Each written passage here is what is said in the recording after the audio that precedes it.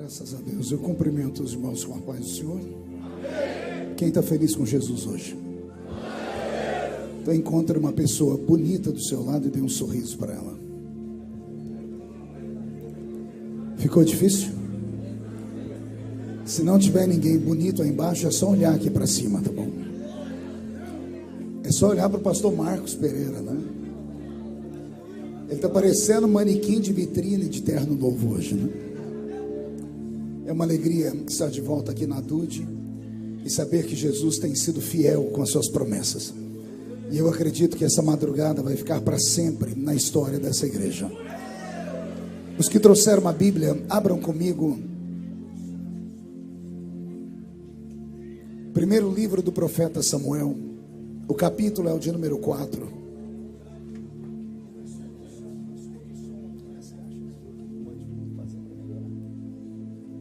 Primeiro livro do profeta Samuel, capítulo de número 4. Vamos ler a partir do versículo de número 17.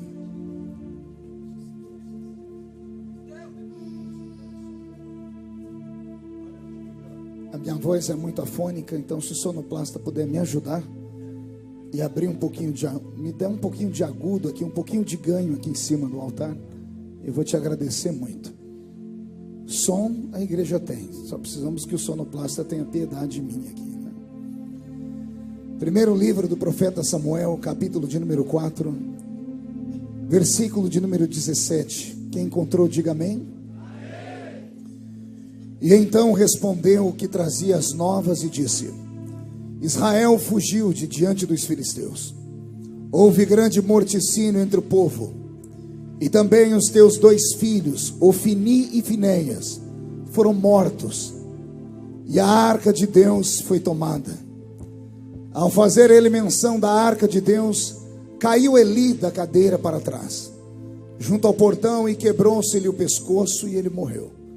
Porque era já um homem velho e pesado. E havia ele julgado a Israel por 40 anos. Estando a sua nora, a mulher de Finéias, grávida, e próximo ao parto, ouvindo estas novas, de que a arca de Deus fora tomada, e de que seu sogro e seu marido morreram, encurvou-se e deu à luz, porquanto as dores lhe sobrevieram. Ao expirar, disseram as mulheres que assistiam: Não temas, pois tivestes um filho. Ela, porém, não respondeu nem fez caso disso, mas chamou ao menino Icabô, dizendo: Foi-se a glória de Israel.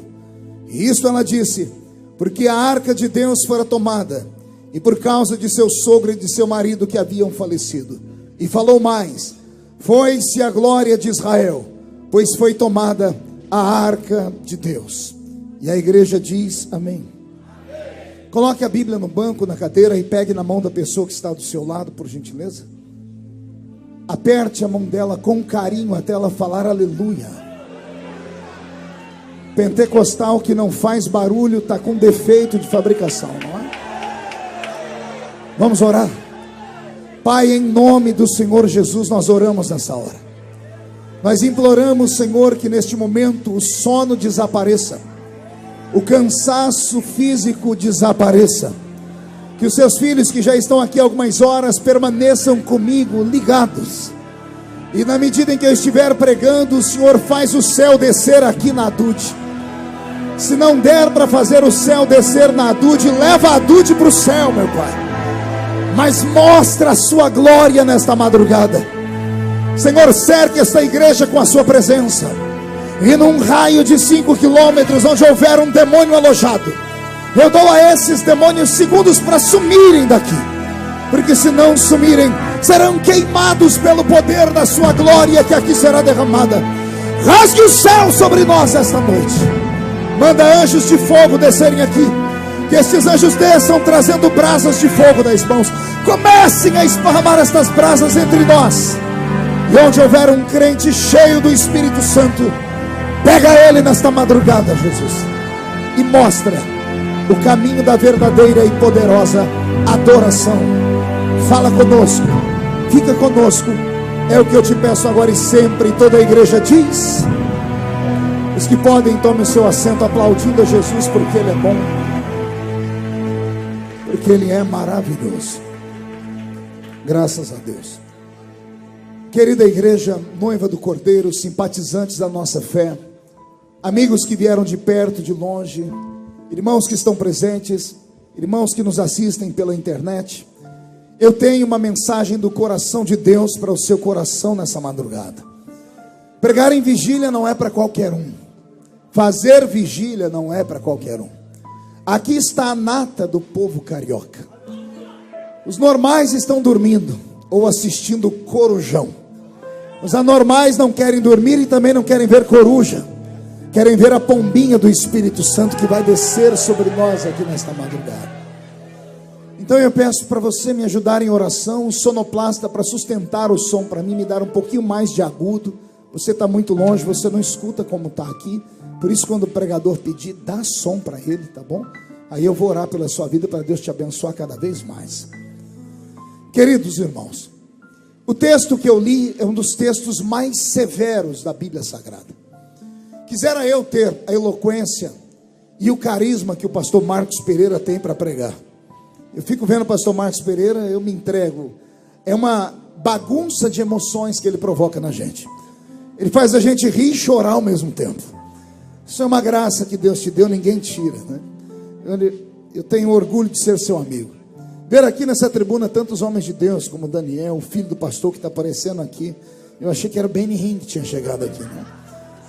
O Vaguinho, né, que está em forma, né, Vaguinho? De um botijãozinho de gás, né? Mas vai emagrecer, eu tenho certeza disso, né?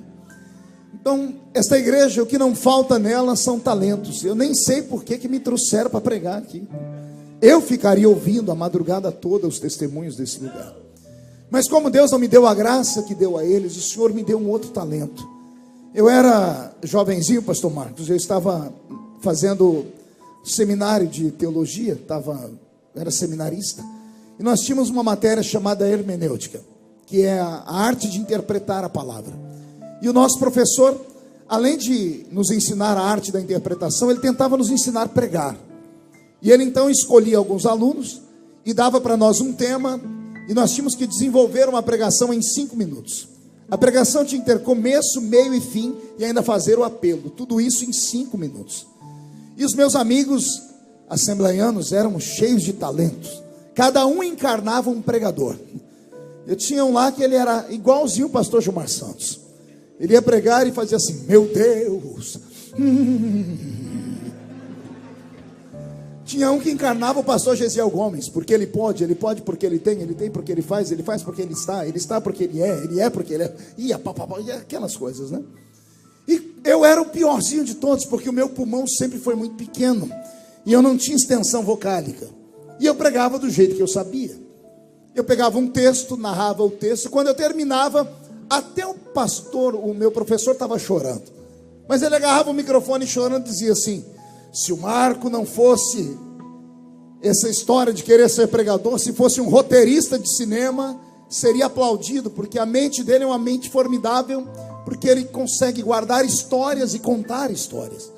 Aí ele disse: mas se você quer ser um pregador de verdade, pare com isso. Pregador prega, não conta. Me dava uma angústia. Eu subi um monte para orar um dia, eu falei: Jesus, por que eu não consigo pregar igual aos outros? E o Senhor disse para mim: se eu precisasse de 2 igual a eles, eu teria feito 2. Eu falei: mas Senhor, e o meu jeito de pregar? Meu professor falou que eu não presto para pregar. O Senhor disse para mim: acorda, ele tem ciúmes de você. Eu falei: por quê? O Senhor disse: porque você prega igual eu pregava quando estava na terra. Vocês já pararam para ver como Jesus pregava? As pregações deles eram assim: certo homem tinha 2 filhos, e a multidão cessava para ouvi-lo. Uma mulher perdeu dentro de sua casa uma moeda. As pessoas paravam para ouvir. O Senhor sempre narrou histórias. E foi assim que Jesus me deu meu talento. Eu não vou trazer nada novo nesta madrugada. Eu só quero levar você para dentro de uma história. Eu não sei se você vai conseguir voltar, mas se você conseguir ir comigo até o final dessa história, se a sua vida não mudar, eu paro de pregar o Evangelho de Cristo. A viagem é só de ida para dentro do coração de Deus. Quem não quiser viajar comigo, o caminho da rua é serventia da casa. Mas se ficar comigo, aperte o cinto, porque a tampa da chaleira vai voar aqui nesse lugar. Amém? Vou pedir o Robson para mudar a música. O livro do profeta Samuel, no capítulo 4, como eu disse, traz uma história truculenta. Não é uma das melhores histórias da Bíblia. Não é um momento de furor, de alegria, de explosão do espírito, de apoteose profética, nada disso. É um capítulo que Israel tem vergonha dele, pastor Marcos. Se os judeus pudessem voltar no tempo, rasgariam este capítulo do livro de Samuel. Os judeus são aquele povo escolhido pelo Senhor. O Senhor os chama de povo eleito. Rejeitaram a Cristo e ainda assim terão uma oportunidade no futuro. E por causa do grito deles, Jesus, depois de nos arrebatar, vai voltar conosco lá para salvá-los. Dá uma inveja santa dos judeus. Pense num povo que tudo que querem consegue. Onde põe a mão prospera. Já destruíram Jerusalém 27 vezes e ainda continua sendo a cidade mais linda do planeta Terra. Quando destruírem de fato Jerusalém na terra, vai descer uma Jerusalém do céu. O próprio Salvador tem sangue judeu nas veias. O povo abençoado. O Senhor um dia escolheu um homem lá na cidade de Ur dos Caldeus. Esse homem era tão apaixonado por Deus que diz a história que no meio da Mesopotâmia antiga, o pai dele era um adorador de imagens. E o pai dele havia construído todos os tipos de imagens que você possa imaginar. E diz a história que quando criança ele derrubou uma das imagens do pai e quebrou. Pensando em fugir, o pai viu que ele estava apavorado e disse: por que está apavorado, Abrão? Ele disse: porque eu quebrei um dos teus deuses. E o pai dele disse: fique tranquilo, a gente vai lá na cidade e compra outro Deus. A história diz que isso entrou na cabeça daquele menino e ele começou a dizer a si mesmo: se o meu pai pode comprar um Deus e eu posso quebrar um Deus, isso não é Deus. Deve ter um outro Deus. E ele ficou sozinho procurando por Deus. E eu não sei quem encontrou quem. Se foi Deus que achou ele, ou se foi ele que achou Deus. Eu sei que os dois pegaram um na mão do outro e saíram de Ur dos Caldeus em rumo a uma terra chamada Terra Prometida. Foi no meio de uma madrugada que esse Deus se revelou a ele e disse: levanta. E ele levantou. Sai para fora da tenda. E ele saiu. E o Senhor disse: conta as estrelas do céu. E ele não deu conta de contar e se entristeceu. E o Senhor disse: conta então a areia da praia. Ele disse: sou péssimo matemático, não consigo contar nem as estrelas e nem a areia. E o Senhor disse: então não fique triste. Péssimo seria se você conseguisse contar, porque os milagres que eu farei em ti serão tantos como as estrelas do céu, serão tantos como a areia da terra. Em ti, Abraão, serão benditas todas as famílias da terra. Quem aqui é bendito em Abraão? Diga: eu sou bendito em Abraão. O Senhor fez promessas inúmeras a eles. E depois que a terra começou a receber os judeus, esses judeus cresceram, foram arrastados para dentro de um país chamado Egito. E lá no Egito entraram pela porta, não entraram pela janela, não subiram por cima do telhado, foram convidados. O faraó daquele tempo convidou os judeus para entrarem ali na pessoa de José, aquele grande legislador de Deus, um grande administrador. O maior ministro da fazenda que o mundo conheceu foi José do Egito. Não era José que estava perdido, mas o Senhor o havia arrastado para aquele lugar para uma grande missão. Toda a igreja conhece a história. Depois que José morre, os faraós que vêm na sua dinastia esquecem do pacto feito. Homem é assim, fala em pé e não sustenta sentado. O povo que entrou pela porta foram começados a tratar como escravos. E durante 430 anos eles permaneceram arrochados naquela terra proibida, naquela terra maldita. Eram obrigados a adorar Baal, Astarote, Azera, Marduk, os deuses da Mesopotâmia antiga. Por um tempo esqueceram que havia um Deus no céu. Mas no meio daquele povo havia uns anciãos que começaram a clamar. E chegou um dia que a Bíblia diz que o choro do povo chegou até o céu. Deus resolveu abrir a cortina da eternidade. Olhou para Israel e se lembrou da promessa que ele havia feito a Abraão. E suscitou entre eles um líder. E o nome deste líder foi Moisés. E é Moisés que agora é levado pelo Senhor a arrancar aquele povo daquela terra maldita e levá-los para a terra prometida de Canaã. E foi uma aventura. E creio, o que vou dizer agora é muito sincero. Deus ficou apaixonado pelo Israel, não o Israel do Egito, não o Israel de Canaã. Deus se apaixonou pelo Israel do deserto. E já começo a explicar por quê. O Israel arrastado pelo deserto era o Israel que Deus queria. Era o Israel que fazia Deus ser Deus de verdade. Não sei se você conhece a Bíblia, lá na carta de Paulo aos Coríntios, quando Paulo começa a falar para Deus que ele é fraco, quando Paulo começa a dizer para Deus que ele é um homem miserável, Deus olha para ele e diz: a minha graça te basta. Se fosse só isso eu já estava feliz. Mas o Senhor estende uma revelação e diz: a minha graça te basta, porque o meu poder se aperfeiçoa na sua fraqueza. Alguém consegue entender isso? Isso é tão profundo que às vezes nós não conseguimos compreender. Deus está dizendo que o poder dele, não é o poder do homem, não é o poder político, não é o poder religioso, não é o poder dos cantores, não é o poder dos armamentos bélicos. Ele está dizendo: eu, o Criador, o meu poder, o poder de um Deus que é ilimitado, um Deus que é tão grande que o salmista um dia foi brincar com o tamanho da glória dele. O salmista disse: Deus, quando quer olhar os céus, ele se inclina para baixo. Não entendeu não? Eu vou desenhar até você acreditar. O salmista diz que Deus é tão grande, mas tão grande, que quando ele quer olhar os céus, ele olha para baixo. Não, tem gente que não entendeu ainda. Quando você quer olhar os céus, para onde você olha? Me mostre, olhe para os céus agora. Deus, quando quer olhar esse mesmo céu, ele não olha para cima, porque ele está acima dos céus. Quando quer olhar para o céu, ele se inclina para baixo. O outro salmista diz que ele tem tanto poder que ele pega todos os oceanos e coloca na concha da mão dele. O outro diz que ele tem tanto poder que ele chama as estrelas pelo nome e diz onde elas estão e sabe o número delas.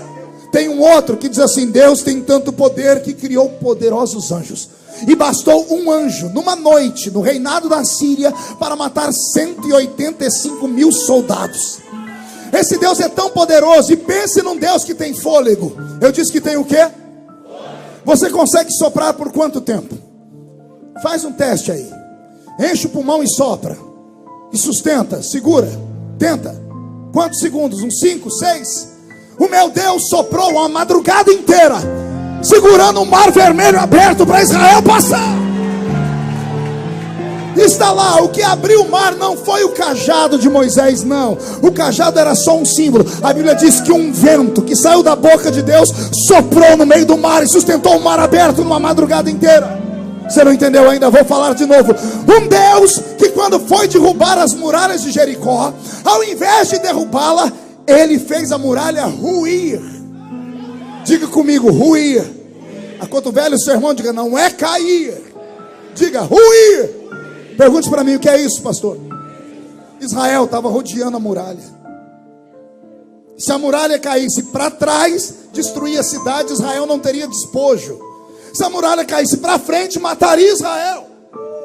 Aí a Bíblia diz que a muralha não caiu, ela ruiu. Sabe o que Deus fez? Deus empurrou a muralha no chão. Deus afundou ela com as mãos. Você ainda não entendeu? Eu vou te falar o poder desse Deus. Um Deus que fez as moléculas de um machado de ferro se transformar em isopor só para flutuar em cima das águas. Esse Deus todo poderoso, olha o que ele diz: o meu poder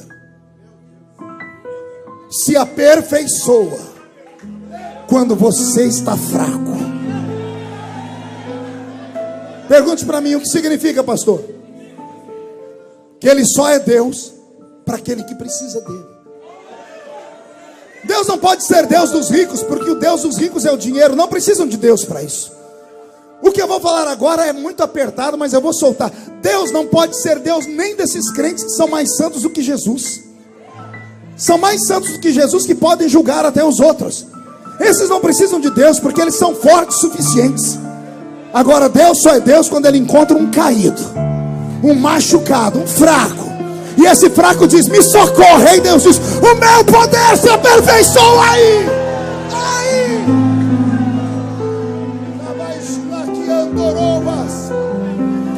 O melhor período que Deus teve com Israel não foi no Egito, não foi em Canaã, foi no deserto. Pergunte por quê? No deserto Deus virou cozinheiro. No deserto Deus virou padeiro. No deserto Deus virou churrasqueiro. No deserto Deus criou uma companhia de água para sair de dentro de uma rocha e matar a sede de 3 milhões de pessoas, fora os animais. No deserto Deus virou alfaiate. Deus virou sapateiro no deserto. O senhor é louco, pastor? Leia a Bíblia. A roupa não envelhecia, o sapato não furava, a comida não faltava, pão todo dia, 5 da manhã. O dia que eles enjoaram do pão, Deus fechou a padaria e transformou o céu numa churrascaria e fez cair carne na mesa dele.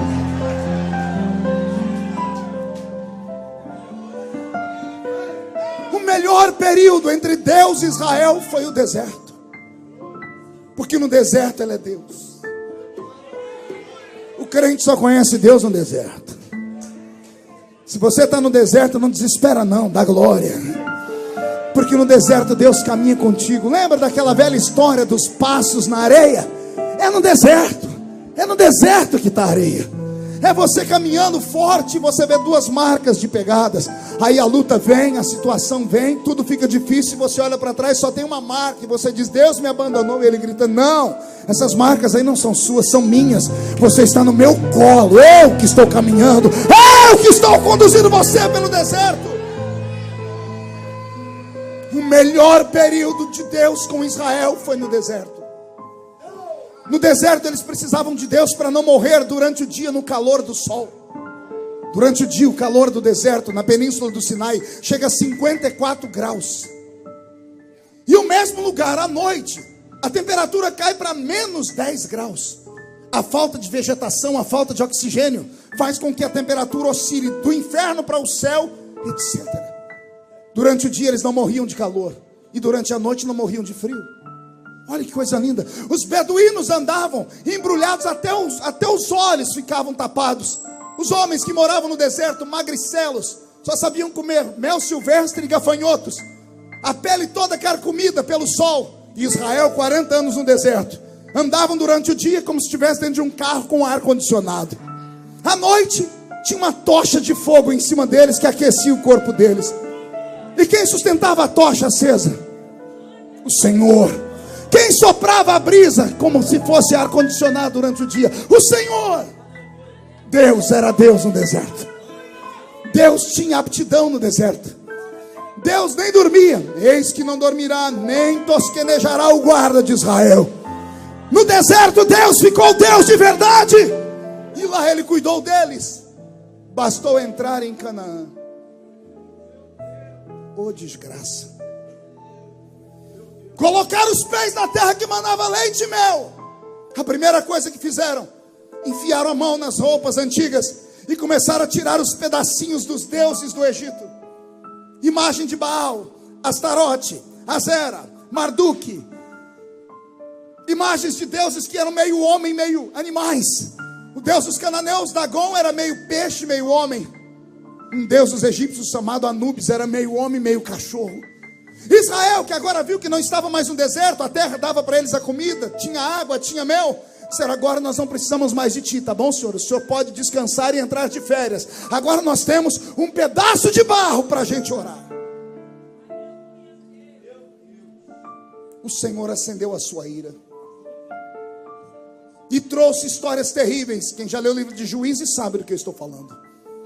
270 anos. Quantos anos? 270 anos de humilhação. 270 anos se curvando diante de outros deuses. E quando eles curvavam diante de outros deuses, Deus virava as costas, fechava o céu, não chovia. Vinham os inimigos e prendiam Israel. E o Israel, que agora está preso, lá na prisão, arrancavam as roupas, cortavam o cabelo, raspavam, jogavam cinza na cabeça, pegavam os deuses e ao invés de destruir, escondiam. E aí diziam: Senhor, tem piedade de nós. E Deus é Pai. Jesus disse: qual filho pedindo ao pai pão, o pai vai lhe dar pedra? Deus de costas ouviu o gemido, e ele ia até virar quando ele viu o povo dele chorando. ele levantava os juízes. Levantou ele Baraque, Gideão, Sansão, Débora, Otoni. Ele levantou tantos homens para fazer a diferença naquela terra. E ele queria que esses homens levassem o povo a adorá-lo. E o povo até o adorava por 1 mês, 2 meses, 3 meses. Quando viam que as coisas equilibravam, trocavam Deus de novo. Foram brincando com ele. Acharam que o cálice da ira dele nunca se enchia. Pensaram que Deus era um Deus que tinha uma legitimidade de paciência eterna. Mas o Senhor deu uma lição neles que dói até hoje. O Senhor disse: a minha misericórdia dura para sempre, mas quando o povo é obstinado, eu retiro a minha mão e entrego eles na mão dos inimigos. Por 270 anos Israel tombou. Chegou uma hora que Deus lavou as mãos dele. Chegou um período em Israel, e você já ouviu muita gente pregar sobre isso, que havia pessoas na terra que serviam uma religião morta. O sacerdote mais famoso daquele tempo era Eli. Os seus 2 filhos eram Ofni e Finéias, 2 sacerdotes, filho do sumo sacerdote. O sacerdote Eli por 50 anos foi sacerdote em Israel, e ele fez um bom trabalho. Mas quando ele adoeceu, pastor Marcos, e sentou naquela cadeira, e ele ficou muito gordo, ele perdeu o controle dos filhos. E os 2 filhos dele começaram a cometer pecados grosseiros. Pecados que para os olhos normais, algum vai dizer, não, isso é normal. Os judeus daquela época haviam criado a lei dada pelo Senhor. Todo sacerdote só vai comer daquilo que ele retirar de dentro de um tambor com carne cozida. Os sacerdotes tinham um garfo de 3 pontas. A presença de Deus na vida deles era dada assim. Eles só podiam comer aquilo que Deus dava a eles. Eles pegavam aquele garfo no final do dia, fincavam naquela panela, e o pedaço de carne que trouxesse era a comida deles e das famílias deles. Mas a Bíblia diz que Ofni e Finéias não queriam carne cozida, queriam carne assada. Pastor, é pecado comer churrasco? É claro que não, bocó. Mas naquele dia Deus criou aquela lei para eles. Deus estendeu a lei e disse: não é para fazer. Por mais estranho que fosse, Deus só queria a obediência, mas eles não queriam obedecer. A Bíblia diz que as mulheres vinham ao santuário para trazerem ofertas. Ofni e Finéias as arrastavam para dentro do santuário e as estupravam e violentavam. O pai via e não fazia nada. Começou a fazer vistas grossas. A situação é tão terrível em Israel nesse período que as mulheres não conseguem dar à luz a filhos. E tem uma mulher estéril que se torna muito famosa nessa época, e ela não está na Bíblia apenas por estar. Ela representa uma igreja. O nome dessa mulher é Ana. Qual é o nome dela? Pergunte por quê, pastor? Ana é exatamente o exemplo da igreja do Velho Testamento, e que parece que está ressuscitando no Novo. Uma igreja bonita, uma igreja rica, uma igreja amada, mas uma igreja estéril. Entendeu ou não? Vamos falar de novo. Eucana tinha uma mulher chamada Ana. Ana era linda, era rica. A Bíblia diz que o amor de Eucana por ela excedia tudo. Eucana ia no santuário, dava para Deus 10, para ele dava 100. Está escrito na Bíblia, tudo que ele dava para Deus, ele pegava 10 vezes mais e colocava aos pés da mulher dele. A mulher dele era bonita, era amada, era rica, só não dava luz a filhos, era estéril. Exatamente a igreja que Eli pastoreava. Uma igreja linda, porque ela era rica. Uma igreja rica e amada pelo seu Senhor, porque Deus sempre amou Israel. Mas uma igreja que não dava frutos. Uma igreja vazia. E quando a igreja vazia começou a acostumar em ser vazia e estéril, Deus teve que incomodá-la. Quando Ana estava muito feliz porque ela não tinha filhos, o corpo dela era bonito. E quando o marido chegava em casa, é claro que procurava ela, porque ela era bonita. Aí o marido dela foi obrigado a arrumar uma outra mulher, que todo mundo chama de Penina, não é? E todo mundo espanca Penina. Eu quero defender Penina nessa madrugada. Com respeito aos meus amigos que pregam contra Penina, eu quero socorrer Penina nessa madrugada. Porque Penina é colocada na vida de Eucana, porque Ana não dá filhos. E o homem tinha que deixar frutos na terra. Ana não pode ter, porque ela é estéril, mas Penina tem um filho atrás do outro. São 10 anos, Ana subindo ao santuário sem filhos. E nesses 10 anos, Penina dando à luz. Penina era aquela mulher que tinha um filho num braço, outro no outro, 2 na barriga e empurrava o carrinho com a perna. Uma mulher que tem 10 filhos, só Jesus na causa. Coitadinha dela, o corpo dela se definhou.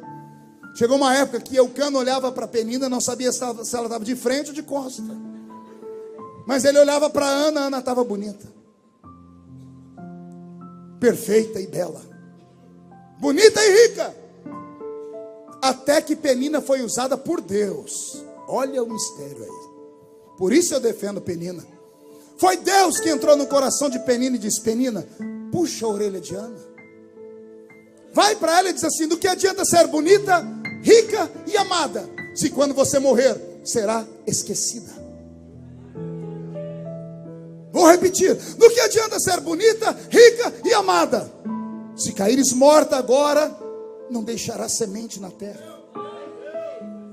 Penina chegava em Ana e dizia assim: Eucana gosta mais de você, mas quando você se for, são os meus filhos que vão herdar tudo que ele tem. Eucana gosta mais de você porque o seu corpinho é de menina, porque você nunca deu à luz. O meu corpo está todo destruído, mas eu deixei filhos para ele. Foi isso que fez a igreja estéril do Velho Testamento se levantar, subir o monte, sacrificar.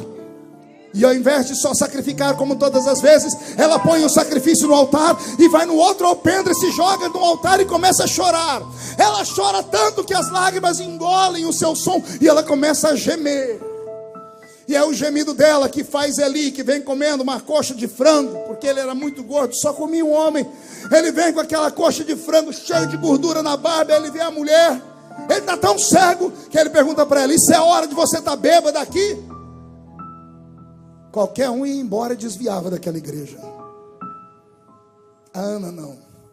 Ela olhou para ele e disse: eu não estou bêbada, eu estou amargurada, porque eu vou morrer e não deixarei semente.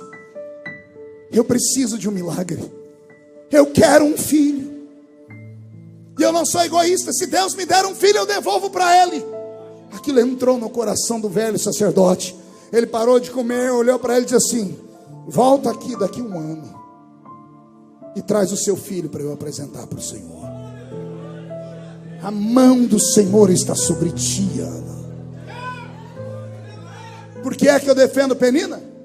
Se não tem Penina, não tem choro. Se não tem choro, não tem gemido. Se não tem gemido, não tem humilhação. Se não tem humilhação, o sacerdote não vai lá. Se o sacerdote não vai lá, ele não puxa a orelha dela. Se ele não puxa a orelha dela, ele não vê que está arrependido, então ele vai e profetiza. Se ele não profetiza, Samuel não nasce. Se Samuel não nasce, não tem Davi rei, não tem Saul rei, não tem ninguém. Pegou aí ou não? Vou falar de novo. Eu amo Penina e mando um beijo para o coração dela lá no céu. Se não tem Penina, não tem Samuel. O que o senhor quer falar com isso? Hoje você não vai amaldiçoar o seu inimigo. Você vai pegar o seu Facebook quando terminar esse culto e vai mandar beijinhos para eles. Vai curtir todas as fotos deles e vai dizer: Penina, me atormenta, Penina, porque se eu não choro, Samuel não nasce, Penina.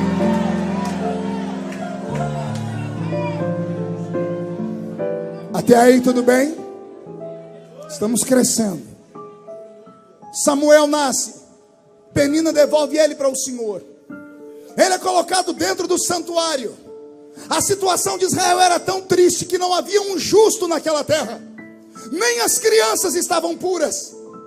Deus, para trazer um avivamento, fez uma estéril dar à luz. O menino é desmamado, não vê o mundo, é entregue no altar. Ele vive dentro da igreja. Ele cresce e fica dentro da igreja por 15 anos. Quantos anos? Não ouvi. Só que aí tem um versículo na Bíblia que eu não consigo entender. Porque a Bíblia diz que o menino cresce no santuário. E uma madrugada ele escuta uma voz. E a voz diz assim: Samuel, Samuel. E ele levanta. Chega no sacerdote ali, o sacerdote ali diz: você comeu demais, vai dormir. E a Bíblia explica: Samuel não conhecia o Senhor. Você entendeu? Como é que alguém criado dentro da igreja, pastor, 15 anos dentro da igreja sem conhecer o mundo, servindo o sacerdote, matando os animais, fazendo orações, fazendo prece, acendendo candelabro.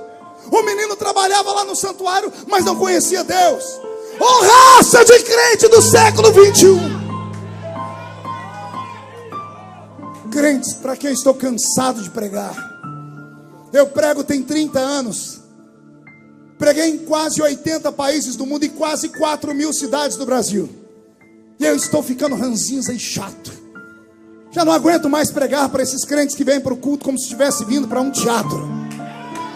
Vem para o culto como se estivesse vindo para um cinema. Vem, quando eu começo a falar, cruza os braços, as pernas, começa a mascar essa desgraça desse chiclete, põe a mão no queixo, olha para o céu e filosofa. To be or not to be, that's the question. Ficam vendo se eu estou ou se eu não estou crente mais. Quando termina o culto, reúnem lá fora com meia dúzia de crentes que tem a língua maior do que essa gravata, para falar: olha, ele está mudado. O homem não tem mais unção, não tem mais graça, não tem mais isso. A cantora desafinou na segunda estrofe. Que Deus te pegue nessa noite, seu crente morto.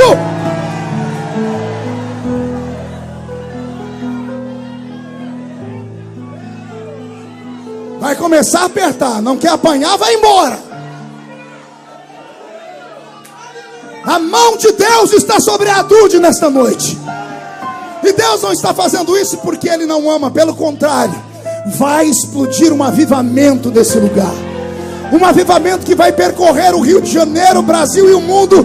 E você será o veículo deste avivamento. Se alguém crê nisso, pega essa profecia, põe no seu peito e dá um grito de glória.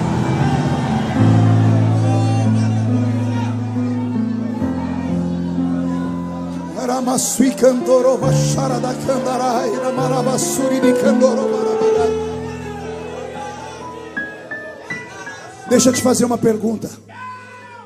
Se o sumo sacerdote está cego, se os filhos do sumo sacerdote estão desviados, me diga como está o povo.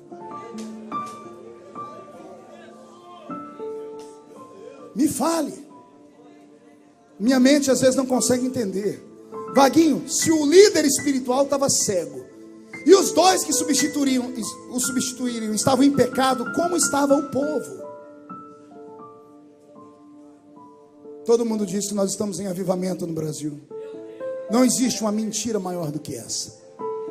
Eu, ignorantemente, falei por muito tempo: estamos em avivamento.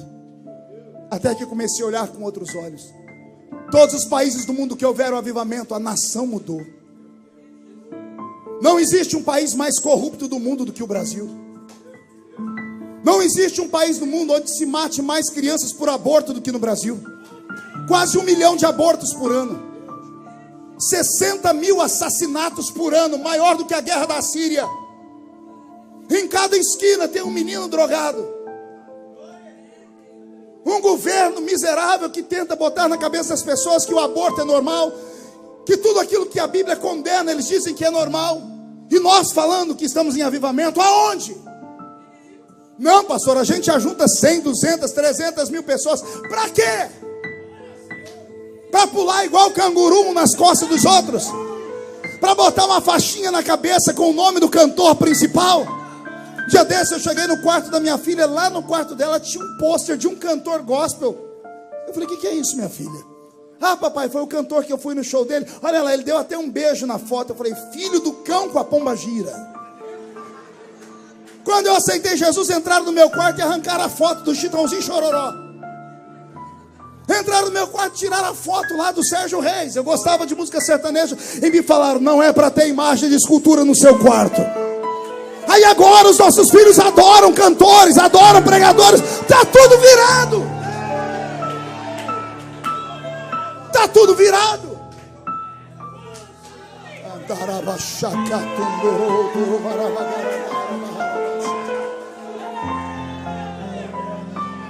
Não há avivamento. O que nós temos é um ajuntamento de pessoas. Junta 50, 100 mil pessoas e nem um cego vê, nem um surdo ouve, nem um paralítico anda. Dia desse eu recebi uma denúncia: pastor, estão fazendo uma cruzada e eu estou lá trabalhando com som. Um cidadão me disse: pastor, de madrugada desceu um caminhão com 10 cadeiras de roda pelo fundo. disse: para quê? Pastor, me explique para quê. Cadeiras vazias, para mentir para o povo, para enganar o povo. Avivamento não tem a ver com quantidade. Avivamento tem a ver com qualidade. Explica essa qualidade. Explico. Entra um na cadeia e 2.000 se converte. Entra um no Congresso Nacional e vira o Congresso Nacional de cabeça para baixo. Vai acontecer com você. Não, você não pegou, perdeu a chance. Vou profetizar de novo. Vai acontecer com você.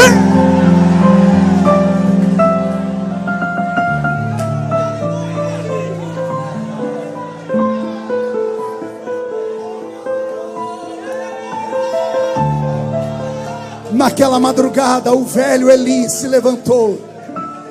Ouviu o menino que foi procurá-lo por 3 vezes, e o temor caiu sobre o velho Eli. Disse: Samuel, meu filho, quando eu era jovem eu ouvi essa voz também. E há de ser que se essa voz te chamar pelo nome de novo, diz assim: fala, Senhor, porque o teu servo ouve, Senhor. E assim aconteceu. Deus falou com Samuel. Ele disse: eis-me aqui. E o Senhor disse: eis que eu te levanto para ser o fiel da balança em Israel. Trarei juízo àqueles que fazem o meu povo errar. Farei o meu povo viver um tempo de abandono, porque o homem só dá valor naquilo que perde. Vou repetir: o ser humano só dá valor naquilo que perde. E como é que foi que Deus fez isso? Capítulo 4 do livro de Samuel. Os filisteus se levantam contra os judeus. O atalaia que está em cima da muralha de Jerusalém olha com seu binóculo e diz assim: tem 10.000 filisteus esperando para a batalha. Israel dá um brado aqui embaixo. O chefe do exército diz: quero 30.000 judeus. Quando os 30.000 começaram a marchar acima de 30 anos, quando abriu o portão e saiu o exército de 30.000 batendo o pé no chão, Israel inteiro vibrou. E as mulheres disseram: vamos preparar comida, a festa, porque não vai dar nem para o cheiro. São 30 contra 10. 30 contra quantos? É 3 por 1. A batalha estava ganha, mas começou a dar tudo errado. Diz a história que um filisteu jogava uma lança, e a lança que era para acertar um, pegava 4. Uma flecha que era para acertar um, a flecha atravessava inteira e pegava o outro. De repente Israel fez uma contagem, pediram trégua, foram cuidar dos soldados e começaram a contar os mortos. Ofni e Finéias estavam lá no meio. Um olhou para o outro e disse: mano, nós temos que usar a arma secreta de Israel. A arma secreta. Cotovelo, seu irmão, diga: você tem ela? Diga: cuidado, ela pode falhar. Eles entraram no santuário e falaram: pai, estamos perdendo a batalha, precisamos empolgar os soldados, só tem um jeito: empresta a arca da aliança. Botaram a arca da aliança nos ombros, uma caixa de madeira pintada de ouro com 2 querubins em cima dela. Israel estava com a história atrelada a esta arca. Com esta arca nos ombros, os sacerdotes abriram o rio Jordão. A vitória vinha com facilidade. Ofni e Finéias entram no meio do arraial dos judeus com aquela arca. Quando o sol bateu em cima dela, os jovens que só conheciam de ouvir falar, repita comigo: só conheciam de ouvir falar. Acotovela o seu irmão de novo e diga: chega de lendas. Quando viram aqueles querubins, a boca miúda começou a dizer: esta é a arca, é uma arma secreta. Quando ela chega, a vitória chega. E o povo foi se empolgando. Os doentes começaram a gritar, e os vivos também. Israel deu um brado tão alto que os filisteus ameaçaram correr. Quando eles foram correr, olha o que eles diziam: parece que os deuses que atormentaram os egípcios, os deuses dos judeus, desceram lá. Porque olha o grito deles. Ai, olha o que eu aprendo aqui. Ai, Jesus. Mão direita para o céu, faz um carinho nas costas do irmão, diga: vai doer um pouquinho. Não é o crente que está falando, é o ímpio. O ímpio está falando: escuta o grito. Parece que com esse grito Deus desceu lá. Mas era mentira. Quem foi que disse que barulho?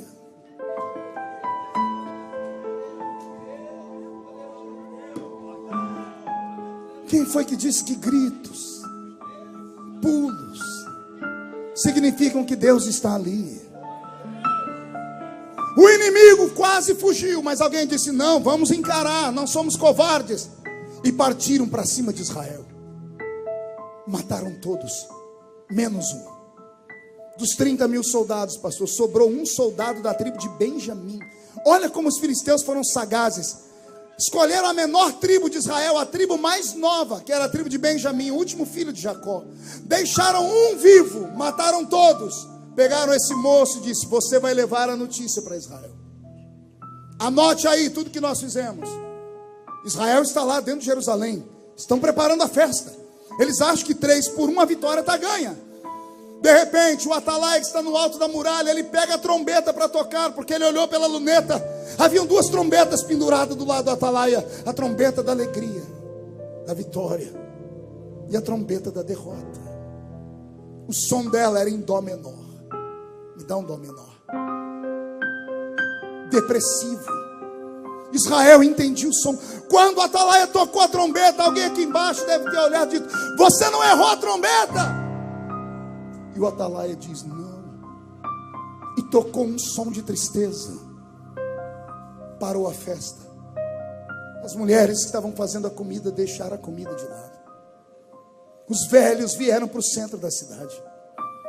Quando o portão de Jerusalém abriu, as pessoas esperavam entrar por ali os soldados sobreviventes com a vitória. E dos 30.000 que saíram, entra um soldado se arrastando, da tribo de Benjamim.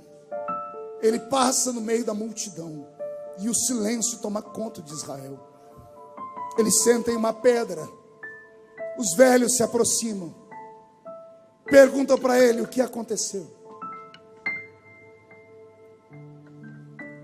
Vou deixar ele falar. E então respondeu o que trazia as novas: houve grande morticínio entre o povo. Ofni e Finéias foram mortos, e a arca de Deus foi tomada. Quando essas palavras entraram no coração do povo, os jovens não entenderam. Os velhos se jogaram no chão, rasgaram as roupas, raparam a cabeça. Os jovens chegavam nos velhos, diz a história. Flávio Joséfos, contando essa história em detalhes, diz que os jovens, os netos, os filhos chegavam nos vovôs e diziam: vovô, não fica assim. E o vovô gritava: levaram a arca. E os jovenzinhos diziam assim: a gente faz outra, a gente faz de ouro. Não chora, vovô, foi só uma joia que foi levada embora. E os velhos choravam mais alto, porque aquela geração não conhecia o Senhor.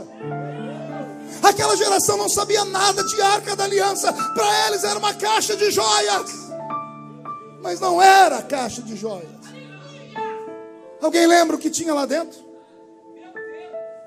Alguém lembra o que tinha dentro daquela arca? Um vaso de ouro com maná, a vara de Arão que havia florescido, e as tábuas da lei escritas com o dedo de Deus, dos 10 mandamentos. Os jovens não entendiam, mas os velhos entendiam.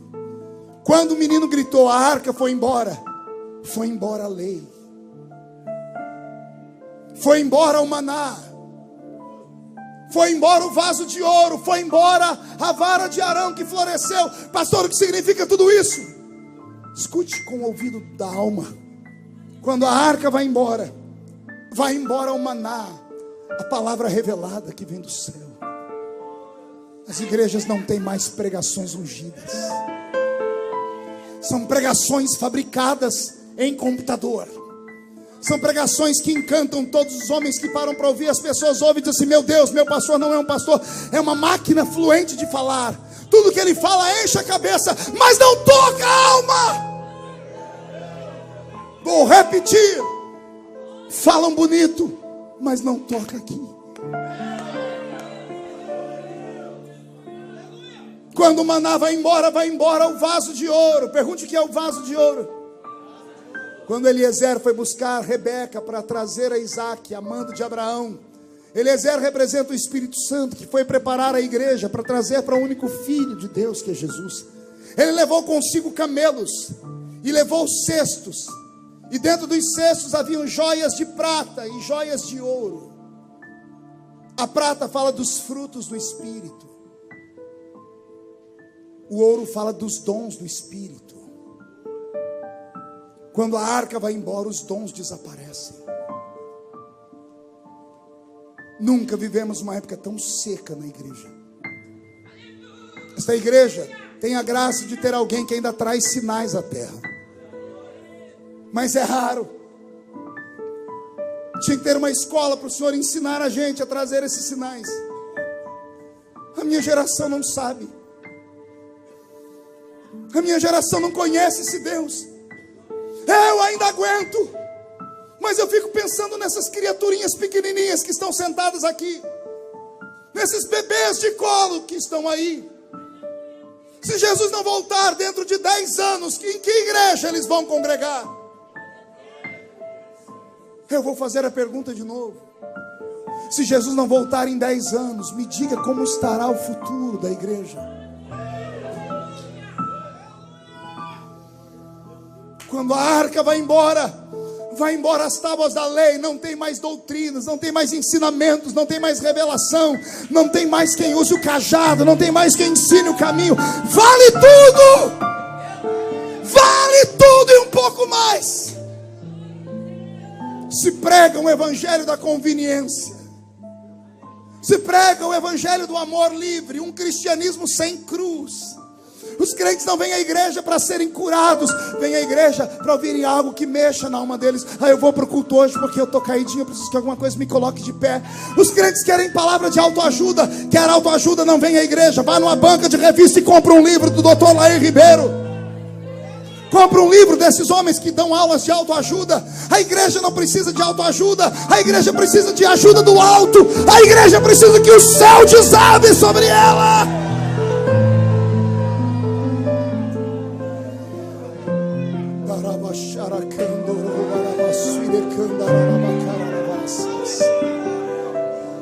Quando a arca vai embora a vara de Arão que floresceu. Pergunte: o que significa isso, pastor? A vara de Arão fala da oliveira verdadeira, Jesus Cristo, e nós, jambuzeiros bravos que fomos nele enxertados. Fala da simplicidade do evangelho, da simplicidade da fé, da simplicidade que assusta o mundo e atemoriza os crentes modernos, da simplicidade de carregar a Bíblia debaixo do braço e ninguém mais usa a Bíblia. Agora a Bíblia está dentro de um celular. Não é pecado, mas quando deixamos a Bíblia em casa, perdemos a nossa identidade. A Bíblia não é só uma arma, é uma identidade. Por causa da Bíblia, muitas pessoas deixaram de morrer, foram perdoados por bandidos. Hoje, perigoso você morrer com a sua Bíblia digital dentro do bolso e tudo mais. Deixa eu te dar um conselho: não tenha vergonha de andar com a Bíblia. Não tenha vergonha de andar com o hininho da harpa, a harpa cristãzinha. Não tenha vergonha de cantar: ó quão cego eu andei. Não tenha vergonha de falar em línguas estranhas. Não tenha vergonha de andar com as suas roupas. Eu estou aqui, mas eu não sou daqui. Já já vamos embora daqui.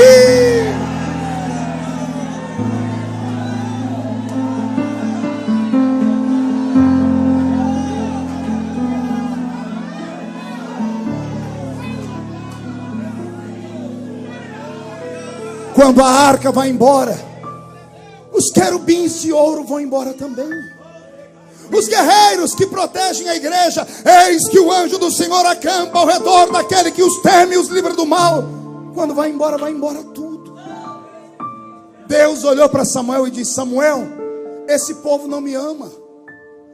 Eles querem um Deus de barro, fiquem com ele. Eu vou embora. Aquela arca indo embora é um símbolo, era Deus dizendo assim: eu estou indo embora. Uma nação sem Deus, igreja sem culto, crentes sem unção, louvores que não tocam nada, palavras que não ensinam nada, ajuntamento de pessoas que não dão em nada. Deus foi embora. Um dia desses eu vi o meu Brasil nesse caos e eu olhei e falei: Senhor, o Senhor ainda está aqui. Parece que Deus se mudou do Brasil. Hoje nós já temos cerca de 20 milhões de brasileiros que não têm comida em casa. Hoje 2 milhões de pais e mães perderam o seu emprego. Se isso não é o peso da mão de Deus, é o quê?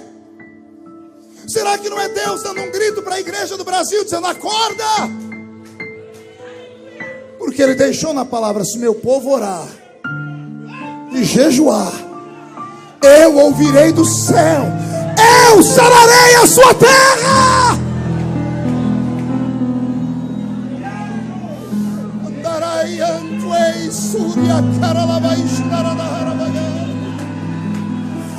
Eu sinto Deus aqui.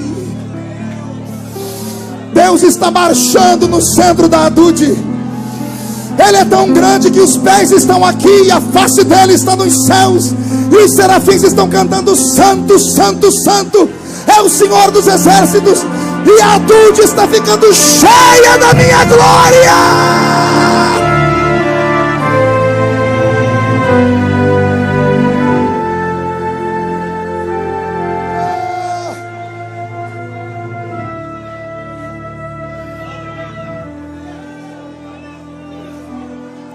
Pastor Marcos, estamos pregando para zumbis.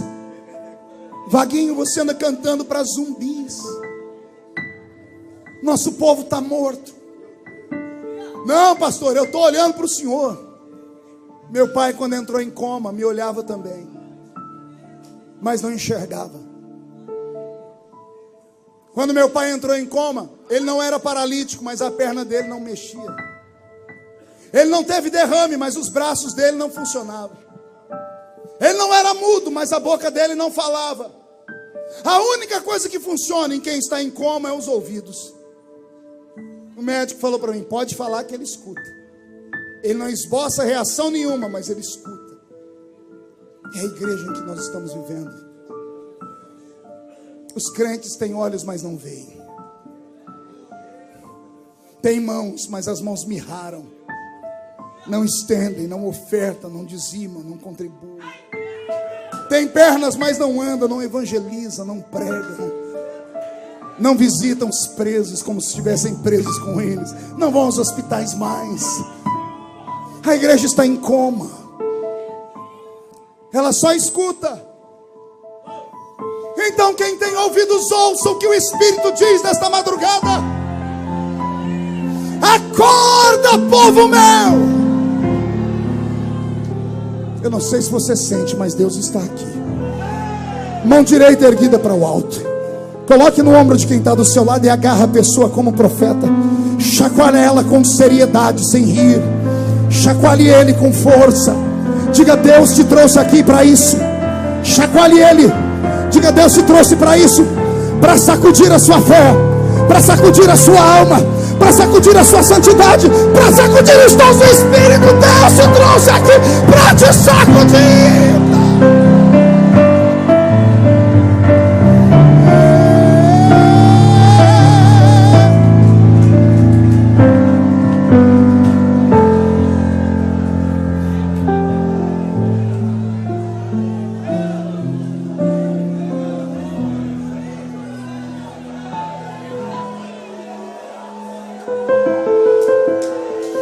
Houve grande morticínio na terra.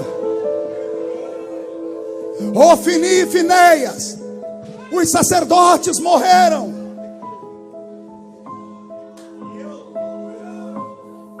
A arca foi roubada. Quando Eli ouviu isso, ele tombou da cadeira, quebrou o pescoço e morreu. A nora dele, quando escutou isso, a mulher de Finéias, quando ela ouviu dizer que o marido morreu, ela sentiu dores de parto. Ela deu à luz. Não havia nada mais bonito naquela época do que uma mulher dar à luz a um filho homem. Colocavam um nome nos filhos, um nome que adoravam a Deus: Daniel, Ezequiel, Samuel, nomes de exaltação. A parteira olhou para a mulher em prantos e disse: Deus levou o seu marido, mas te deu um filho. Põe um nome bonito nele. E ela disse: o nome do meu filho vai ser Ícabo. Toda vez que olharem para o meu filho, vão se lembrar que um dia a glória de Deus foi embora dessa terra. Ícabo. Alguns anos atrás eu estava pregando na Inglaterra. E eu cheguei num templo muito lindo que fica no bairro do Kensington. Era uma igreja histórica. Eu fui professor de história da igreja, eclesiologia no seminário. E eu ensinava sobre essa igreja, a igreja do avivamento em inglês. E eu pude conhecer a igreja, pastor. Que coisa linda quando eu entrei naquele templo. Todo de madeira, 2.000 assentos, galeria. E detalhe, não tinha microfone. A acústica era tão perfeita que você falava aqui, todos ouviam e havia retorno ainda. Do lado direito da tribuna tinha uma placa de bronze dizendo: aqui aconteceu o maior avivamento da Inglaterra. E o nome dos homens e mulheres que participaram do avivamento. Quando eu subi aquela tribuna e toquei naquele púlpito, me arrepiava o corpo. Na parede da igreja tinham nomes com placas bem gigantes, de pregadores que pregaram ali. Vê se você se lembra de algum desses. Jonathan Edwards. Já ouviram falar dele? O pregador de um único sermão. Só teve um sermão na vida. Pecadores na mão de um Deus irado. Diz a história que enquanto Jonathan Edwards pregava, as mulheres, as crianças e os homens levantavam os pés, porque sentiu o inferno embaixo deles, dentro da igreja. Estava lá Charles Finney, um homem mais ímpio que aquela terra conheceu. Até que um dia ele foi vencido pelo Senhor e no quarto ele disse: tu me usares, serei um homem santo. Ele que bebia e fumava, parou de beber e fumar, começou a pregar. Chamaram ele um dia para ir numa fábrica de tecelagem. Ele foi entrando, ele não pregava. As pessoas começaram a olhar para ele e começavam a cair no chão. Tibum, tibum, tibum. Ele parou uma fábrica dentro da Inglaterra com a presença dele sem falar nada. Spurgeon, John Wesley, todos esses pregaram naquele santuário. E agora eu estava ali, na igreja histórica. Um sininho tocou. O irmão que estava comigo me arrebatou, me levou para o banco e disse: vai começar o culto. Era o culto de Santa Ceia, domingo de manhã, maior culto da igreja. A igreja lotada de bancos vazios. 6 velhos sentados na nave da igreja. Aí chegou o pastor para pregar. O pastor usava uma bata, parecendo uma roupa de padre. Ele chegou com o sermão dele escrito em 12 páginas. Já velho, veio carcunda, chegou no púlpito, pediu para o povo ficar em pé, fez uma oração, cantou um hino fúnebre. Fez uma oração fúnebre. Abriu o sermão dele e começou a ler. Quando ele virava a página, ele parava para escarrar e tossir. E lia. Mais uma vez, 12 páginas. 1h30 de nada.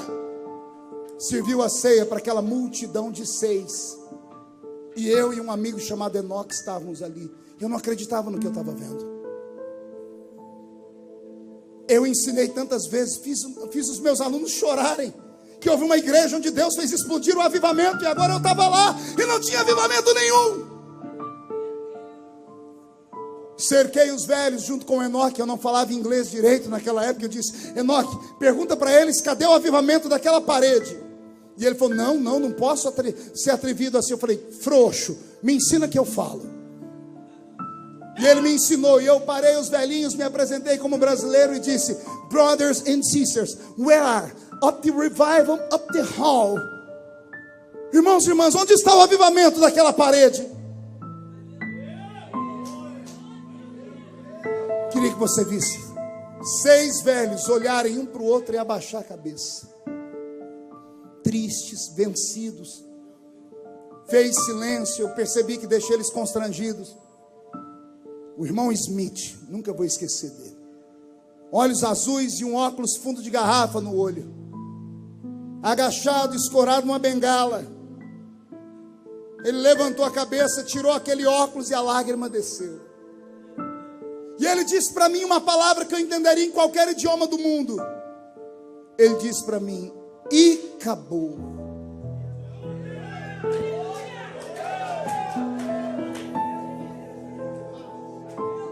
Você não pode sentir o que eu senti porque você não viu o que eu vi. Ele começou a me explicar o que aconteceu. Ele levantou os dois braços e começou a fazer assim como uma ave. E o Enoque começou a interpretar o que ele falava. E ele dizia para mim: lembra do Espírito Santo, a pombinha? E eu disse: yes. E ele falou: não voa mais aqui.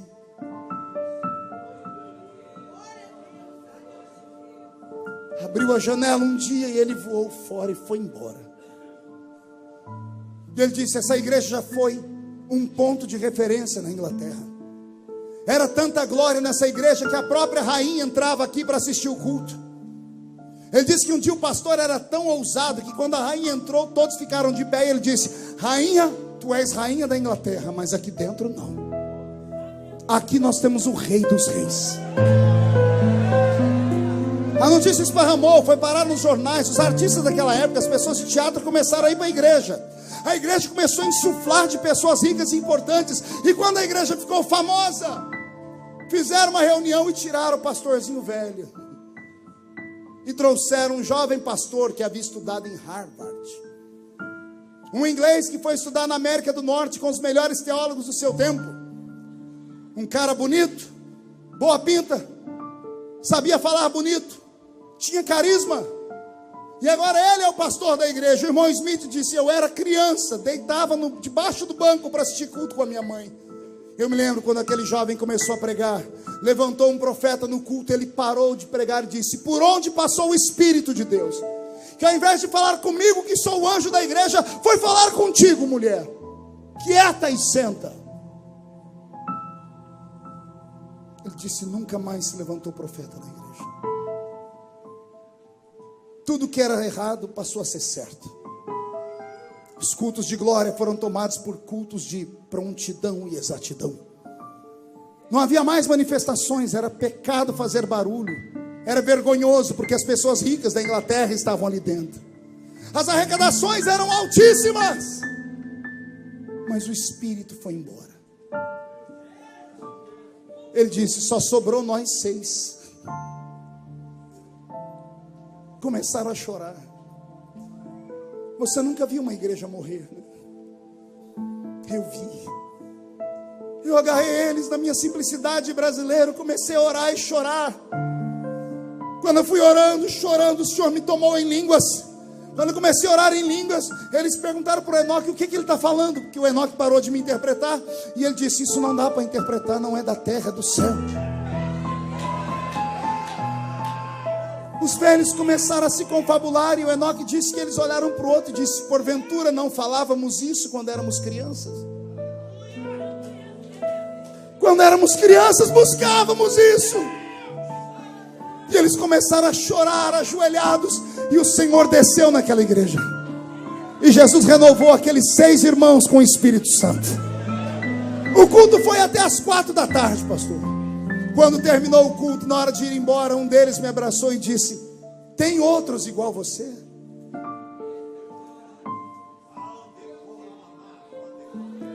Lá no Brasil tem outros igual você?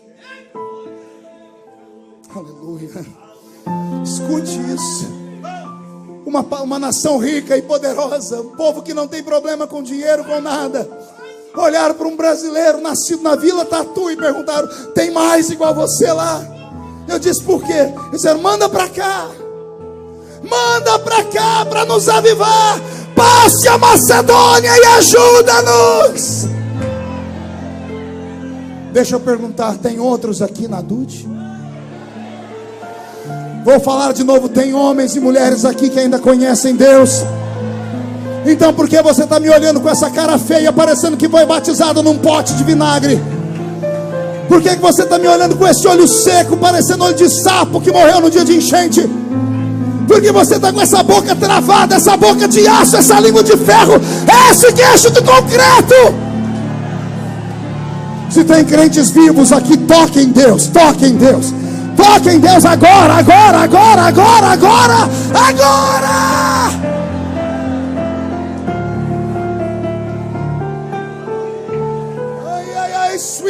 Trebelecandorobas. Igrejas e acabou.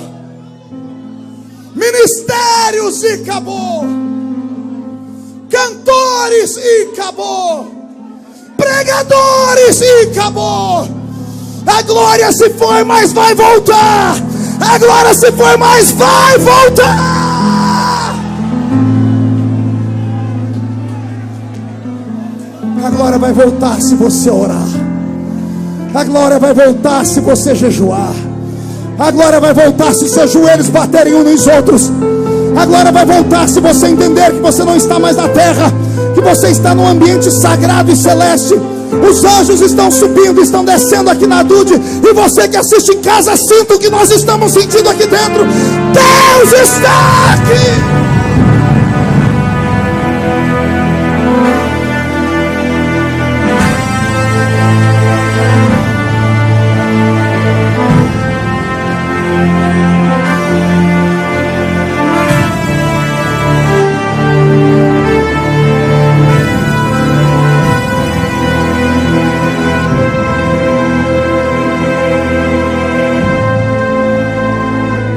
Chora, igreja. O Senhor não me trouxe aqui para rever amigos. Há muitos anos eu não sinto o que eu estou sentindo aqui. Eu sinto que estou numa igreja remanescente. Eu sinto que eu estou num lugar onde as pessoas ainda acreditam e buscam. Então, por favor, você faz a diferença. Chora, Dude!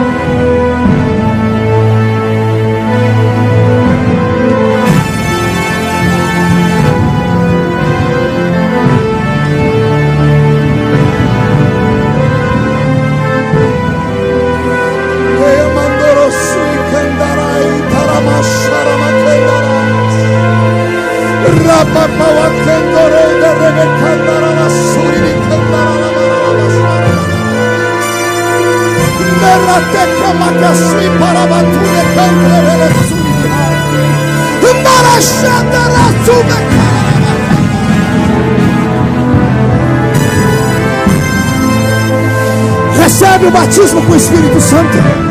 O que é batizado com o Espírito Santo seja renovado agora. Recebe mais, recebe mais, recebe mais, recebe mais.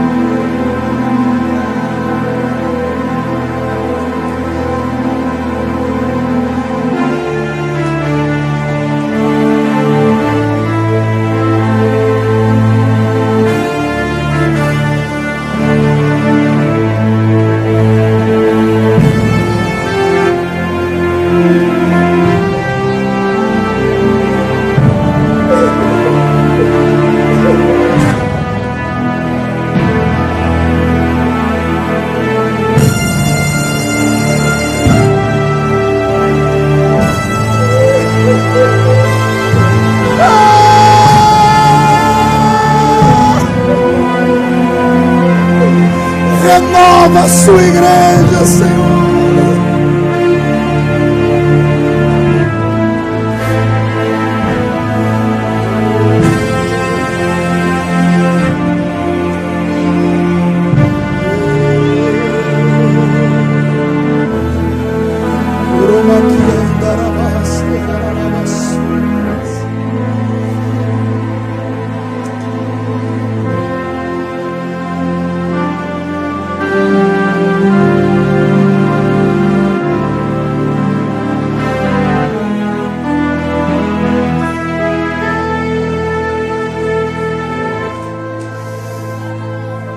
Houve uma explosão no inferno. Os demônios estão perdidos. Eu escuto barulho de espadas em cima do teto da igreja. Anjos e demônios estão degladiando. Os demônios não sabem o que aconteceu. Deus soltou uma bomba atômica no inferno. O clamor desta madrugada está subindo. Deus vai sarar a nossa nação. Vai sarar.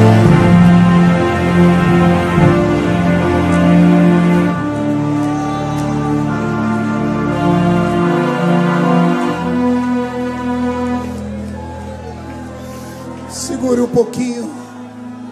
Sente um pouquinho.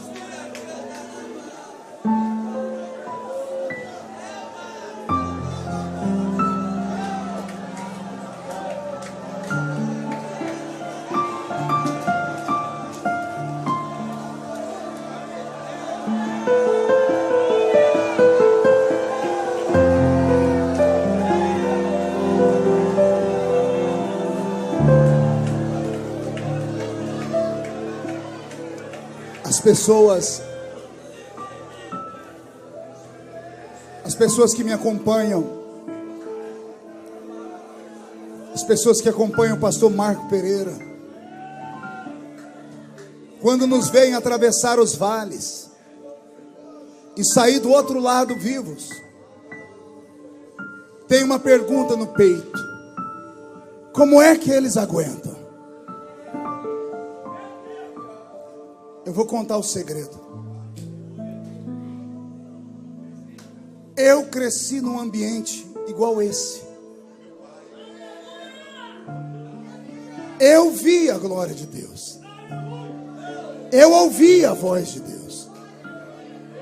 Quando eu era menino, nossos cultos eram tomados por Deus. Estava num culto um dia de domingo, e o pastor anunciou: terça-feira vai estar nos visitando um pastor, e eu queria que a igreja viesse para ouvi-lo. Ele é um ex-defunto. A notícia esparramou na cidade. Terça-feira não cabia de gente na igreja. Eu era menino, sentei no primeiro banco, igual vocês estão aqui, bem num cantinho. Quando entrou o pastor pela igreja, arrastando aquele outro pastor velho, veio um temor sobre nós, Daniel. Ninguém nem respirava. O pastor mal conseguiu cantar os hinos da harpa e disse: irmãos, eu quero dar todo o tempo para o nosso convidado. Com vocês, o pastor João de Oliveira. O velho João de Oliveira pegou o microfone, olhou para a igreja. O olhar dele transmitia Deus. Ficou em silêncio, enfiou a mão no bolso e tirou um papel amarelado. Ele desdobrou o papel e disse: aqui está o meu atestado de óbito. E aqui está o nome dos 3 médicos que assinaram. Esse documento diz que eu morri. E ele botou na mesa, no púlpito. Ele enfiou a mão no outro bolso e tirou uma foto. E na foto tinha um homem dentro do caixão, com algodão dentro do nariz e na boca, flores e véu. E ele disse: e essa foto sou eu dentro do caixão.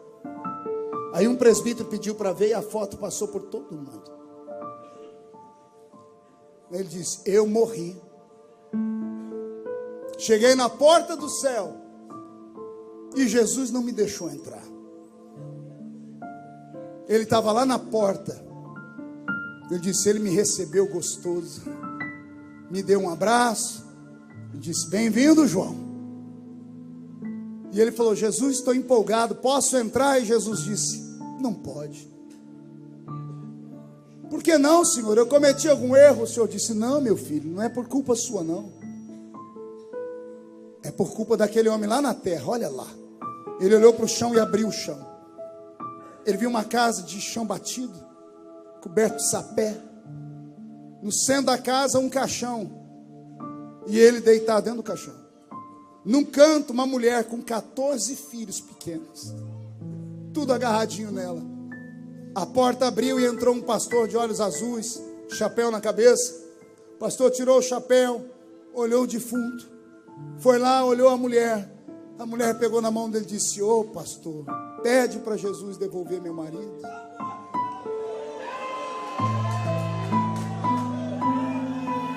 Eu tenho 14 filhos para criar. O nome do pastor era João Colenda. Fundou o Instituto Bíblico de Pindamonhangaba. Pai ou avô da pastora Rebeca, esposa do pastor Samuel Câmara, das Assembleias de Deus lá de Belém do Pará. O velho João Colenda foi para perto do caixão, olhou o defunto, ajoelhou e botou a mão em cima da mão do defunto. Olhou para os irmãos que estavam lá naquele velório e disse: todo mundo dobra o joelho. E ele começou a orar. Ele disse que no céu não passava o tempo, mas na terra foi 4 horas de oração. E a oração era: Jesus, devolve o João de Oliveira. Aí o João olhava para Jesus, Jesus dizia: ô João, eu queria que você ficasse aqui. Mas olha o grito desse homem: Jesus, devolve o João de Oliveira. Ele falou que chegou uma hora que Jesus disse: João, outro dia você volta. Antes, aquele anjo vai te levar no inferno para você ver como é, e depois você vai para a terra. Quando o anjo pegou na mão dele e foi, ele falou: Jesus, por que eu estou indo embora? E Jesus disse: porque a oração de um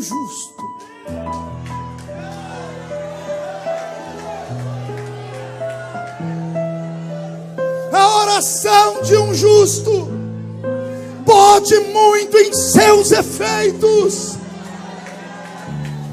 E aí as pessoas perguntam: por que é que eu aguento?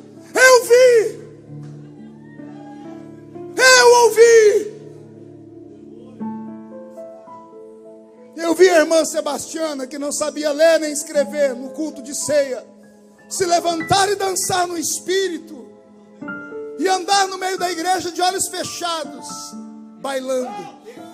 Tocava nos crentes e passava, tocava no outro e passava, tocava nesse, agarrava e mandava ir para frente. Quando chegava lá na frente, o cidadão dizia: eu estou em adultério. Eu vi a líder da mocidade, ou melhor, a líder dos jovens que regia a mocidade, num congresso no 6º EMADO. Eu era jovem, ela caiu no chão e morrer. Ela era morena, ficou branca, os lábios dela ficaram roxos. Todo mundo achava que ela tinha morrido de verdade, queriam levar ela para o hospital. Chegou uma irmãzinha, olhou e disse: não é morte não, está arrebatada. Isso foi 1 da tarde. Ela voltou em si no dia seguinte. Tiveram que amarrar ela no quarto. Irmã Maria, quer perguntar por quê? Ela queria morrer. Ela não queria ficar mais aqui. Ela disse que estava num lugar tão bom, era tão gostoso, que ela não queria mais ficar aqui. Ela passou 6 meses sem conversar com ninguém. O semblante dela descaiu. Ela chegava na igreja e dizia: me leva, quero voltar para aí. 6 meses depois ela contou para nós o que ela viu. Eu cresci nesse meio. Pode levantar 11.000 demônios contra mim, 1.000 cai de cá, 10.000 de cá, não sou atingido. Não sou melhor do que você, mas eu vi. É real, é verdade. Existem anjos, existem milagres. Jesus caminha na igreja, ele usa homens e mulheres, ele dá sonhos proféticos, ele usa profecia, ele interpreta línguas, ele ainda é o mesmo. O problema é que a gente se acostumou com um culto mais light. Mas quem sabe a gente não busca hoje? Quem sabe essa vigília não é para isso? Quem sabe Jesus não te tirou da cama, da madrugada, para te trazer aqui dizendo assim: você vai provocar um avivamento na sua casa, você vai provocar um avivamento na sua igreja, você vai provocar um avivamento no Rio de Janeiro. Deus vai fazer um avivamento explodir nesse estado.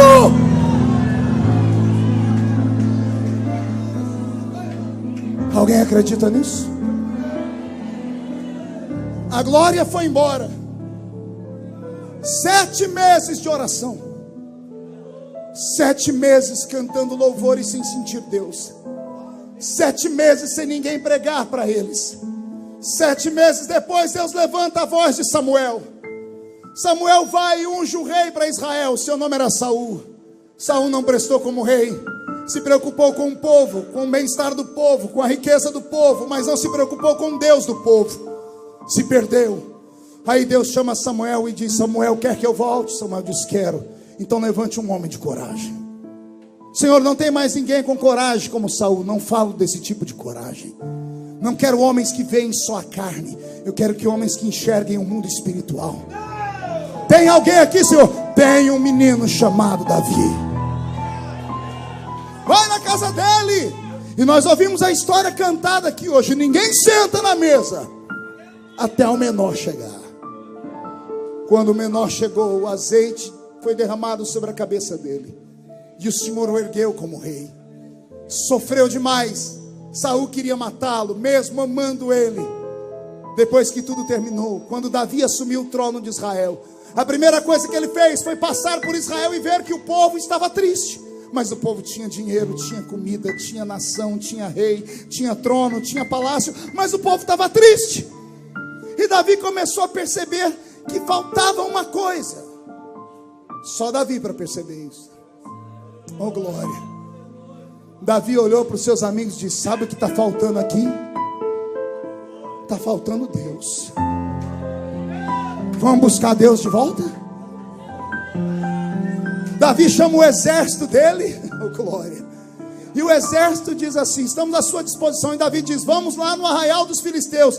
Um mais velho levanta e diz: mas nós não estamos em guerra, vamos deixar eles quietos. E Davi diz: não, eles têm uma coisa que era nossa. O que, Davi? A arca. E alguém diz: não, vamos fazer outra. Não, não tem arca igual aquela, vamos buscar aquela. Mas Davi, vai morrer gente, que morra, mas nós vamos buscar aquela. Quero soldados de coragem do meu lado. E levantou um exército. Na calada da noite, Davi pegou os filisteus de surpresa, matou todo mundo e pegou a arca de volta. Olha para o seu irmão e diga: como é que está o coração? Digo, porque agora é para arrebentar. Muda a música, Robson. Quando Davi matou os filisteus e pegou a arca, ele era inexperiente na batalha. Ele chamou o soldado mais velho e disse: me explica como é que a gente volta para a batalha, da batalha com a vitória. É a minha primeira batalha. Obrigado, soldado. O soldado falou para ele: quando o rei vinha da batalha, ele vinha assim, ele colocava a roupa de rei, a coroa de rei. À esquerda dele vinha um soldado num cavalo com a bandeira do exército inimigo arrastando no chão. E à direita vinha o soldado dele com a bandeira do exército dele levantada bem alta, para mostrar que esse venceu e esse perdeu. Que mais? Atrás do rei vem os soldados que ele tem em grande estima, e depois o exército. E Davi diz: façamos isso. Ele mandou na frente um soldado para preparar uma festa para Israel. Quando ele chegasse lá, estava todo mundo em festa. Então ele botou a roupa de rei, coroa de rei, botou aqui do lado dele um soldado com a bandeira dos filisteus. A bandeira deles tinha um desenho de uma sereia, era Dagon, meio peixe e meio homem, aqui para baixo. E aqui à direita de Davi estava um soldado com a bandeira do leão da tribo de Judá, erguida aqui em cima. Está tudo certo até aqui. Os principais soldados de Davi estavam aqui atrás, e lá atrás o exército. E Davi disse: é assim? E o soldado velho disse: é assim. Quando ele foi marchar, Davi parou e disse: calma aí, tem alguma coisa errada. Soldado velho, volta aqui. Como é que era mesmo? O rei vai à frente, à esquerda o exército inimigo vencido com a bandeira lá embaixo, à direita a bandeira do exército vitorioso em cima, soldados particulares e o exército. E Davi pergunta: quem vai à frente? Ele diz: o rei. Davi diz: já entendi. Davi se posiciona, bandeira aqui, exército lá. Davi puxa o cavalo de lado e diz assim: tragam a arca. E o soldado diz: não, rei, não é a arca, é o rei. E Davi diz: é o rei. O rei de Israel não sou eu, é o Deus da arca. A arca vem puxada por uma carruagem de bois velhos. Davi botou os bois aqui na frente, e os bois nos trotes, daqueles trotes velhos, andando devagarinho. Chegou uma hora que passaram num buraco, a arca entornou, a tampa foi abrir. Um soldado de Davi chamado Uzá pulou em cima da arca. Todo mundo espanca Uzá, coitado. Quando chegar no céu, eu quero dar um beijo nele. Ele salvou o exército de Davi de morrer. Quando ele se jogou em cima da arca, a glória que saiu da arca matou ele. Era para matar todo mundo. Todo lugar que a arca parava, adoecia todo mundo, não era assim? Pergunte por quê. Que graça tem você ter um porta-joia e não poder abrir para ver o que tem dentro? Todo mundo que pegava a arca abria. Quando abria, a glória de Jeová saía lá de dentro e deixava todo mundo doente. Aí o povo tapava a arca. A arca está na frente de Davi. Quando ela abriu, Uzá foi fechar, coitado. Até o escritor diz que Uzá morreu porque ele tocou na arca. O coitado salvou o exército. Davi olhou aquilo e disse: ninguém mais vai botar burro e cavalo velho para carregar a arca, não. Cadê os levitas? Tem soldado levita aqui? Apareceu uns. Põe uma arca nas costas e leva ela.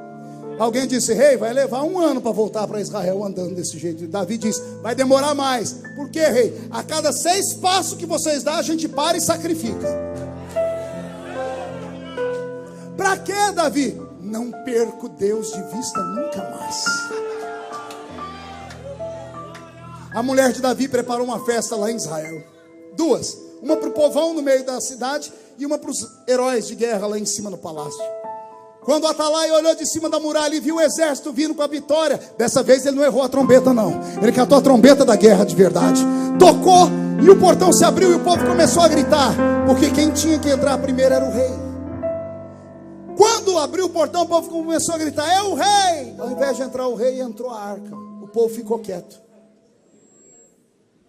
E alguém disse: esse rei não sabe como é que volta da batalha, não.